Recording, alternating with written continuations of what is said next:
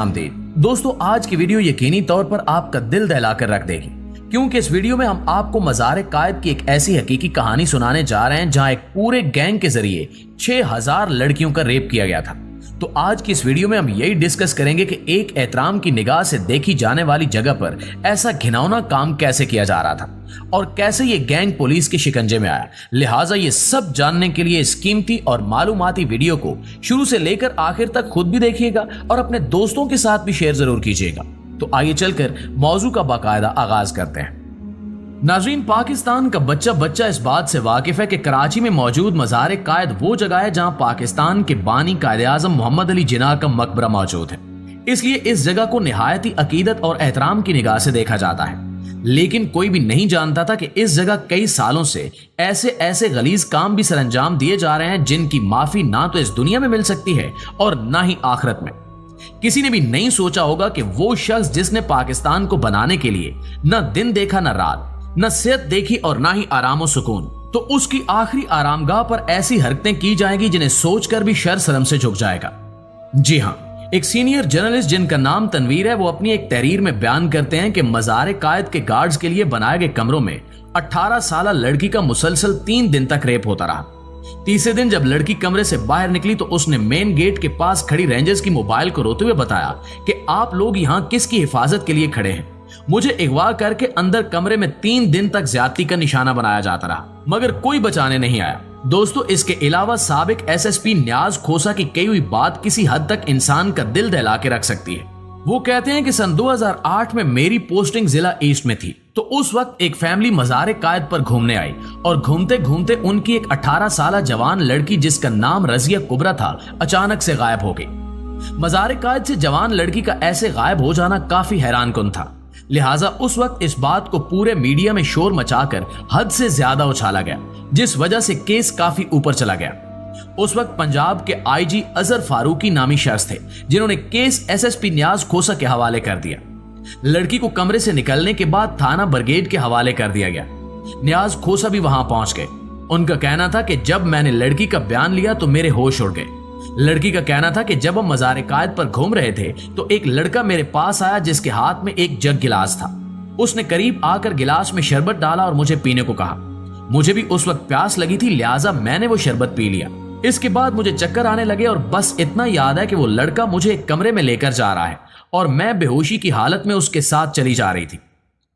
नाज़रीन ग्रामी, एसएसपी का कहना था कि मैंने खुद लड़की का मेडिकल करवाया और लड़की के कपड़ों से डीएनए के सैंपल भी लिए।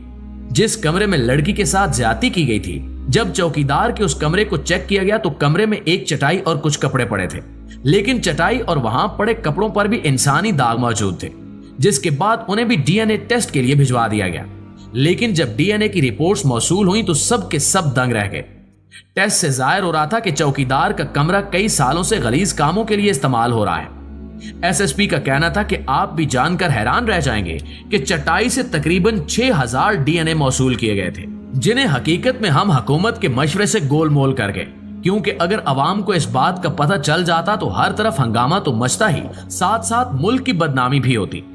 हमने अपनी तहकीक कुछ इस अंदाज से की कि सबसे पहले मज़ार कायद पर काम करने वाले तमाम तर अमले की लिस्ट बनाई गई। सफाई करने वालों से लेकर हर तरह की चीजें बेचने वालों तक तमाम लोगों का बायोडाटा इकट्ठा किया गया। यह सारा काम कई महीनों तक चलता रहा। जब सारी मालूमात इकट्ठी हो गई तो एक दिन इन सबको अपने दफ्तर बुलवाया और फिर सबको डीएनए टेस्ट के लिए जिन्ना अस्पताल भिजवा दिया। नाज़रीन ग्रामी, याद रहे कि अब तक इस संगीन केस को कई महीने गुजर चुके थे, लेकिन अभी तक एक भी मुलजिम गिरफ्तार नहीं किया गया था, जबकि अब तक तो मीडिया भी इस बात को भुला चुका था। तकरीबन 3 से 4 महीने बाद जब सबकी टेस्ट रिपोर्ट सामने आई तो मज़ार कायद पर चीजें बेचने वाले लड़कों में से 3 मुलजिमान की लड़की के साथ डीएनए मैच कर गए, जिसके बाद उन्हें गिरफ्तार किया गया। लेकिन यहाँ हैरत की बात यह है कि 2013 में इन तमाम मुलजिमान को ट्रायल कोर्ट ने सिर्फ इसलिए रिहा कर दिया कि तमाम डीएनए गैर इस्लामी है। उस वक्त किसी में इतनी हिम्मत नहीं हुई कि कोई ट्रायल कोर्ट के जज से पूछ सके कि अब इस्लामी डीएनए कहां से लाए जाए।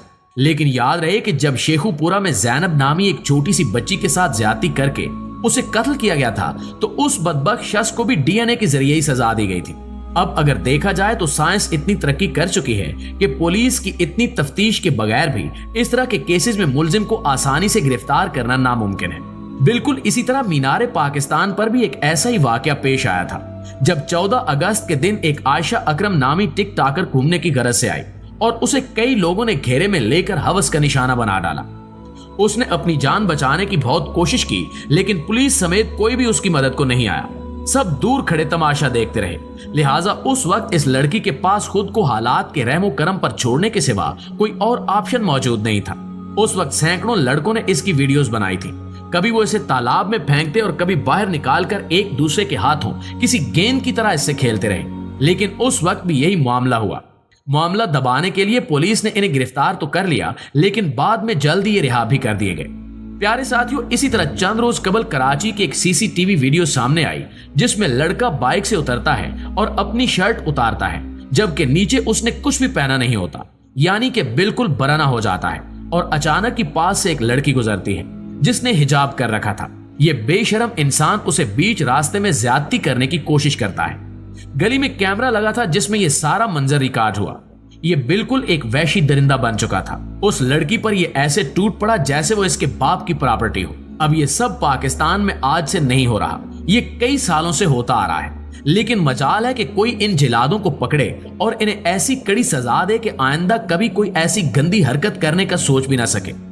पाकिस्तान किस बेहयाई की तरफ बढ़ता चला जा रहा है, आप सोच भी नहीं सकते। मुल्क में हर शख्स हवस का भूखा दिखाई देता है। इस वक्त पाकिस्तान ऐसे लोगों से भरा पड़ा है जो किसी की भी बहन, मां, बेटी की इज्जत नहीं करते। लेकिन अफसोस इस बात का है कि कोई इनको पूछने वाला नहीं है।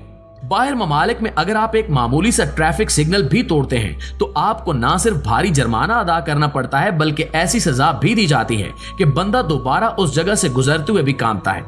इसकी वजह वहां के सख्त कानून है। हमारे मुल्क में लोग सरेआम शर्ट्स उतारकर लड़कियों को पकड़ रहे हैं, लेकिन मजाल है कि हुकूमत इस पर आवाज उठाए।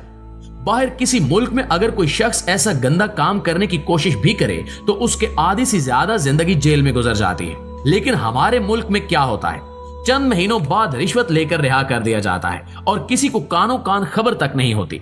बाहर ममालिक अपनी आवाम से कवानीन की पासदारी करवाना अच्छी तरह जानते हैं, मगर अफसोस के साथ कहना पड़ता है कि पाकिस्तानी हुकूमत में यह हुनर जरा भी नहीं पाया जाता।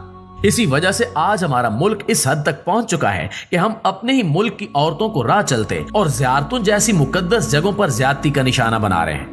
आखिर में हस्ब रिवायत हमारी यही दुआ है कि अल्लाह इस मुल्क की हर बहू, बेटी, बहन को अपनी हिफ्ज़ो अमान में रखे। आमीन सुमा आमीन।